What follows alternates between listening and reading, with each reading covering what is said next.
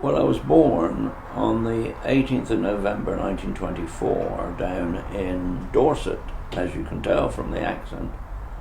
And it was in 1953 that I was baptized May the 24th with my dear wife Vera.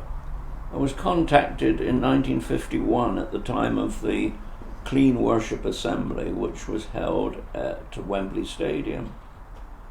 And at that time, the brothers used to go from house to house looking for accommodation for the delegates.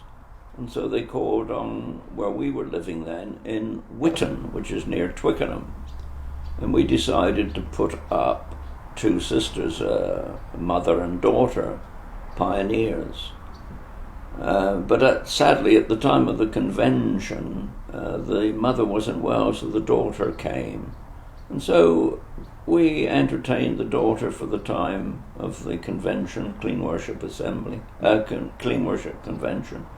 Then after it was all over, the brother, Norman Richards, that had contacted us for the accommodation, he came round and gradually we started a study with him. And that was on the Let God Be True. He was then the congregation servant. And then just a few years, 2 or 3 years later, I was privileged to become the assistant congregation servant. So that's how it all started. And then did you have family at that time? We had 2 boys. Well, Edward was born in 1951 and Matthew was born in 1955. So we were bringing up the children, and then eventually we were invited to become a substitute circuit overseer. And that was for about 4 years. And then we were invited to go on the regular circuit work because the children were grown up by then. And so in 1982 we started on the regular circuit work until we felt to come off in 1997, because if I'd stayed on another 3 years it would have been 76. So it was better to come off when we were a sort of going concern, rather than somebody say, "Don't you think it's time you came off?" Myself particularly, not so much Vera, but myself had been a church member, but not very active.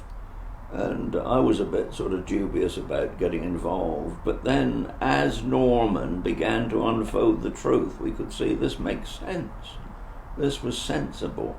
And so we looked into it a lot more, and we took to it quite well, really, I suppose. We became quite zealous, even though we had the family, everything we did. In 1959, for instance, after we'd been at the 1958 International Convention in New York, we decided as a family that we would move to serve where the need was greater. And so we decided to ask where we could go, and we were invited to go up into Lancashire. So this meant that I had to give up my company work and secular work. So the chairman asked, why are you leaving? And I told him why we were leaving, because we're going to move to where there was a need greater than there was in London. And that would mean that I'd have to leave, it was too far to travel. So he said, well, what about the company, the studio we have in Manchester, if you got that way? Well, I said, yes, there is that, but there is no position for me there. And he said, I'll set one up for you. And I said, well, there's another thing. I'd like to go part-time and work 3 days a week. Well, he said, I'll tell you what we'll do. He said, look, if you will stay with us, we'll give you a car, a company car, and you can have the same rate of pay that you're getting full-time for part-time. So it was too good to miss, really. And so we moved. We bought ourselves a 3-ton truck.